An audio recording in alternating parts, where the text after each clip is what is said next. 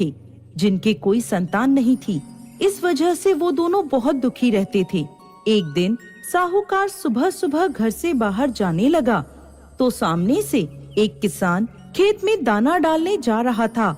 साहूकार को देखते ही वो वापस लौट गया और बोला, आज तो अच्छा शगुन नहीं हुआ, पता नहीं दिन कैसा बीतेगा। साहूकार ने उसकी बात सुन ली और उदास मन से वो वापस अपने घर लौट गया। घर लौटकर उसने साहूकारनी को सारी बात बताई तो साहूकारनी बोली, हाँ, आज घर के आंगन में एक चिड़िया आई थी और बोली, इस घर में तो कोई बच्चा ही नहीं है, दाना कहाँ से मिलेगा। ऐसा कहकर वो चिड़िया उड़ गई।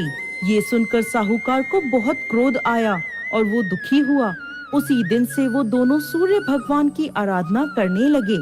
ऐसे ही 12 वर्ष बीत गए। एक दिन सूर्य देव साहूकार और साहूकारनी के सामने प्रकट हुए और कहने लगे, तुम्हारी भक्ति से मैं प्रसन्न हूँ और मेरे आशीर्वाद से तुम्हें सर्वगुण संपन्न कन्या प्राप्त होगी। ऐसा कहकर वो अंतर्ध्यान हो गए। सूर्य देव के आशीर्वाद से साहूकारनी ने एक सुंदर कन्या को जन्म दिया।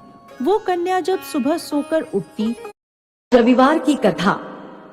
जय तो उसके मुंह से हीरे मोती झड़ते थे। जब साहूकारनी ने यह देखा तो उसकी प्रसन्नता का ठिकाना ना रहा, लेकिन उसने ये बात किसी को भी नहीं बताई, यहाँ तक कि साहूकार को भी नहीं। समय के साथ कन्या बड़ी हो गई।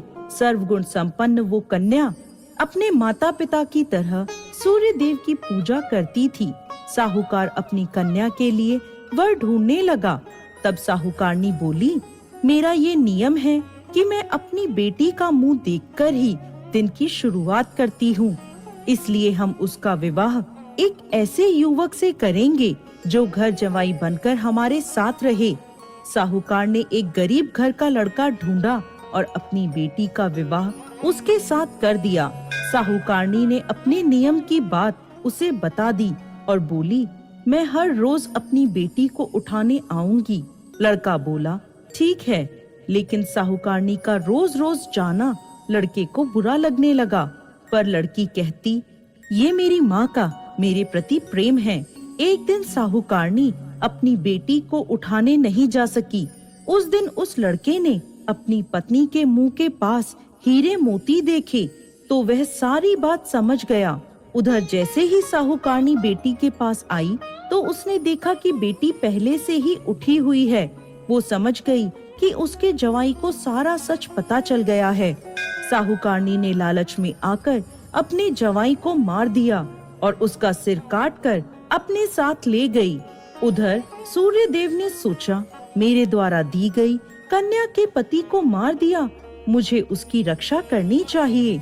सूर्य देव ब्राह्मण का रूप लेकर साहूकारनी के पास आए और कहा, मैं जानता हूँ तुमने अपने जवाई की हत्या करी है, उसका सर मुझे दे दो, नहीं तो ये राज मैं सबको बता दूंगा। और सूर्य देव ने साहूकारनी से उसके जवाई का सर ले लिया और उसे उसके धड़ से जोड़कर अमृत का छींटा दिया। वो जीवित हो गया। उधर लड़की ने रविवार का व्रत रखा था। वो कहानी सुन पति का इंतजार कर रही थी। पति देर से पहुंचा तो वो बोली, क्या आपको पता नहीं आज मेरा व्रत है और सूर्य देव के अस्त होने के बाद मैं भोजन नहीं कर सकती। तब उसके पति ने उसे सारी बात बताई। वो बोली, अब हम यहाँ नहीं रहेंगे, अपने घर जाएंगे। उसकी माँ बहुत पछताई, लेकिन उसने अपनी माँ की एक ना मानी और बोली, माँ, तुम्हारी